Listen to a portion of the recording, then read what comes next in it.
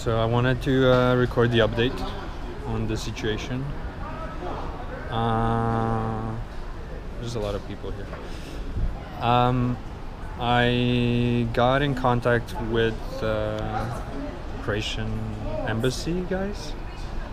I think they got in touch with me because a lot of friends emailed them and some tweeted at Croatian government because their first emails were not that helpful. But they're trying to get me my passport in my hand so I can leave.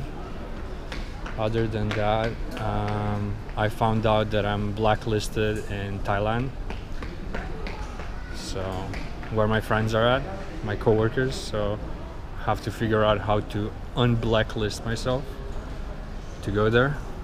But first, I want to get out of here, or just get in Manila, which would be nice. AirAsia doesn't want to cooperate too much. They're going to send me to Singapore or Kuala Lumpur, but just for one day. So they're gonna give me a return ticket. So probably like 3 hours fly there, wait for a few hours and fly back, and then enter Manila again, so I can enter the country. Because now I've bought a ticket from Manila to Hong Kong. So I have the paperwork that I'm gonna leave this country, which is ridiculous because I can show them the ticket right now and just enter.